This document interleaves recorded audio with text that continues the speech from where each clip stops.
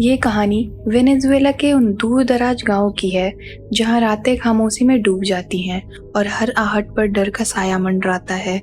इस कहानी ने पूरे इलाके में भय का माहौल बना रखा है। ये कहानी है एल सेलिबॉन की, जो एक श्रापित आत्मा है।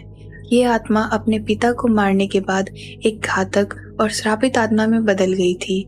एल सेलिबॉन की आत्मा अब भी उन गांवों में भटकती है और वहां के जंगलों और गांवों में शिकार करती है, अपनी डरावनी विसल के साथ। गांव के एक छोटे से घर में 9 साल का लड़का कार्लोस, जो गर्मी की छुट्टियों में अपने मम्मी पापा के साथ गांव जाता है अपने दादाजी से मिलने। एक शाम वो अपने दादाजी के पास बैठा हुआ था। हवाएं ठंडी हो गई थी और रात का अंधेरा गहरा हो चुका था। कार्लोस ने अपने दादाजी से पूछा, दादाजी, क्या आपने कभी एल सेलिबॉन के बारे में सुना है? क्या वह सच में किसी को मारता है? दादाजी हंसते हुए कुछ समय तक चुप रहे।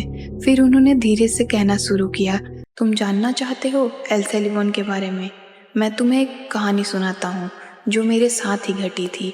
ये कहानी तब की है जब मैं तुम्हारी उम्र का था। मेरे चाचा लुइस बहुत साहसी थे। वे अक्सर शिकार के लिए जंगलों में जाया करते थे। एक दिन मैं बिना कुछ बताए उनके पीछे चल पड़ा। हम गहरे जंगल में थे, सभी जगह सन्नाटा था। उस दिन हवा भी काफी तेज थी, जैसा कि कुछ गलत होने वाला हो, और जंगल से जानवरों के चिल्लाने की तरह तरह की आवाजें आ रही थी। तभी मैंने एक अजीब सी सीटी की आवाज सुनी। ये आवाज दूर से आई, लेकिन बिल्कुल पास जैसी लग रही थी। मैं देख रहा था कि मेरे चाचा उस आवाज से घबराए हुए थे और भागने की कोशिश कर रहे थे। तभी अचानक उनके सामने एक बहुत लंबा आदमी खड़ा हो गया। उसका कद चाचा के दोगुने से भी ज्यादा था। उसकी त्वचा बुरी तरह से जली हुई थी और उसके पूरे शरीर पर खरोच के निशान थे, जहां से खून बह रहा था। उसका चेहरा पूरी तरह से कट फट चुका था और पीठ पर एक झोला लटका हुआ था जिसमें हड्डियां भरी हुई थी।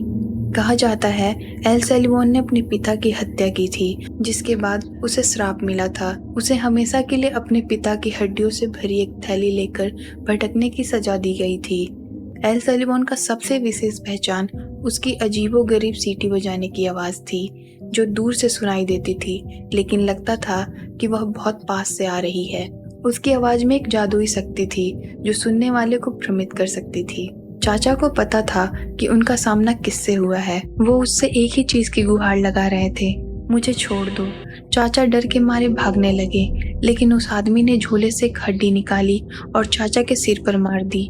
वो गिर पड़े और वो आदमी उन पर तेजी से अटैक करके उन्हें मार डालता है। मैं सारी घटना पेड़ के पीछे छिपकर देख रहा था और मेरा दिल रुक सा गया था। मैं डर से भागकर घर की ओर दौड़ पड़ा और वहां पहुंचते ही बेहोश हो गया। अगली सुबह जब मेरी आंख खुली तो मैंने घर वालों को सब कुछ बताया। घर वाले के साथ गांव वाले जब जंगल में गए तो उन्होंने चाचा की लाश पाई। उनका शरीर इतना खराब हो चुका था मानो उनके शरीर से एक एक हड्डी बाहर निकाल ली गई हो। उस दिन के बाद से मैंने कभी भी उस जंगल की ओर कदम नहीं बढ़ाया। कार्लोस डर के साथ ये कहानी सुन रहा था, लेकिन वह इस डर को अपनी जिंदगी पर हावी नहीं होने देना चाहता था। कार्लोस की छुट्टियां अच्छी बीत रही थी। वो ज्यादा टाइम अपने दादाजी के साथ ही बिताता था और उनके साथ ही खेलता था। एक रात जब वह घर के आंगन में खेल रहा था, उसे वही डरावनी सीटी की आवाज सुनाई दी। यह आवाज बिल्कुल वैसी थी जैसे दादाजी ने उसे बताई थी। कार्लोस ने सोचा कि ये केवल उसका भ्रम हो सकता है। शायद उसने दादाजी की कहानी के बारे में ज्यादा ही सोच लिया था, लेकिन वो गलत था। वो आवाज उसे फिर सुनाई देती है, जिससे वो कंफर्म हो जाता है कि ये विसेल की ही आवाज थी जो धीरे धीरे उसे अपनी ओर खींच रही थी। वह बिना कुछ सोचे समझे उस आवाज की दिशा में चल पड़ा, जैसे किसी ने उसे जादू से बांध लिया था। जैसे ही कार्लोस अपने घर से थोड़ी दूर बढ़ा, उसने देखा कि एल सेलिबॉन उसके सामने खड़ा था। वही कटी फटी त्वचा, लंबा कद और पीठ पर लटकते झोले के साथ।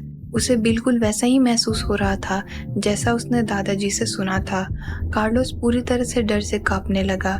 इतने में वो और आगे बढ़ता, तभी उसका कुत्ता टोबी तेज तेज आवाज में भौंकने लगा। टोबी की आवाज सुनकर कार्लोस को होश आया और वह तेजी से दौड़ते हुए घर की ओर भागा। जैसे ही वह घर के पास पहुंचा, एल सेलिबॉन गायब हो चुका था। जहाँ कार्लोस को दादाजी की एक और बात याद आई। उन्होंने लास्ट में ये भी कहा था, एल सेलियोन बस एक चीज से डरता है, उसको कुत्ते से बहुत डर लगता है। कुत्ते उसकी शक्ति को कम कर देते हैं और वह डर कर भाग जाता है। जिसके बाद कार्लोस को समझ में आया कि टोबी ने अनजाने में ही सही पर कैसे उसे उस एल सेलियोन से उसकी जान बचाई।